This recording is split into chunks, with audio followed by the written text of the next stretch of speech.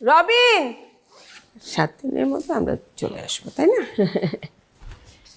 কি ব্যাপার মা, অপরটাকে নিয়ে কোথাও যাচ্ছ নাকি? হ্যাঁ, তো নানু অপর্ণাকে দেখতে চেয়েছে, সেই জন্য যাচ্ছি। তো দেখাও, ওখানে গিয়ে দেখানোর কি আছে, ভিডিও কলে দেখালেই তো হয়। মা, আপনি আপনার ছেলের কথা শুনেন না তো। ভিডিও কলে দেখা সামনাসামনি দেখা কি এক হলো নাকি? সেটাই। দেখো মা, আমি এমনিতে একা একা বিয়ে করেছি, কাউকে কিছু জানাতে পারিনি। এখন তুমি অপর্ণাকে নিয়ে নানুদের বাসায় গেলে মামা মামি অনেকে অনেক কথা বলতে পারে। বলবেই তো, একা একা বিয়ে করছো কেন? আমার তো আর সহ্য হচ্ছে না, কেমন নাটকবাজ মেয়ে। আমি ওকে বিয়ে করি নাই, আর সে আমার আত্মীয় স্বজনের কাছে গিয়ে আমার বউয়ের পরিচয় দিচ্ছে। দেখ রবিন, তুই এখন আর বাধা দিস না। আমরা যদি এখন না যাই তোর নানু কিন্তু খুব মন খারাপ করবে। মা, না যাওয়ার প্রশ্ন আসছে কেন? আপনি চলেন তো। আর দাম্পত্য জীবনের সুখের জন্য মুরব্বীদের দোয়া খুবই প্রয়োজন। আমি চাই না তাদের মনে কষ্ট দিতে।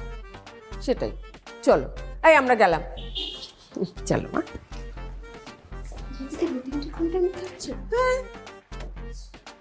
মেয়ে তো আমার 12টা বাজায় ফেলবে, আবার যাচ্ছে নানুর বাসায়, কি না কি ঝামেলা করে। আল্লাহ,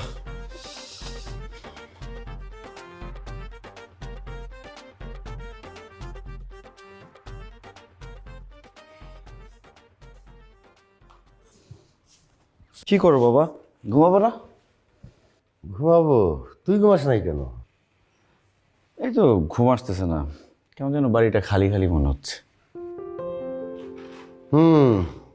আমারও ভাল লাগতেছে না রে, অনেকদিন একা একা থাকি নাই। তোর মা ওই রকম একা একা যায় নাই আগে। কি আর করা, ঘুমারে অনেক ভালোবাসিস তাই না? আমিও প্রথম প্রথম তোর মাকে ছাড়া থাকতে পারতাম না, অস্থির লাগতো। অবশ্য তোর মাও আমাকে একা ছেড়ে যায় নাই কখনো। চিন্তার কিছু নাই, 1 সপ্তাহের কথা ভুলে গেছে তো। তুই চিন্তা করিস না, আমি তোর মারে সকালবেলা ফোন করে বলবো চলে আসতে। যা ঘুমাইতে যা, আমিও ঘুমাইতে যাই। আরে সকালে চলে আসবে, আমি কথা দিচ্ছি তোকে। যা।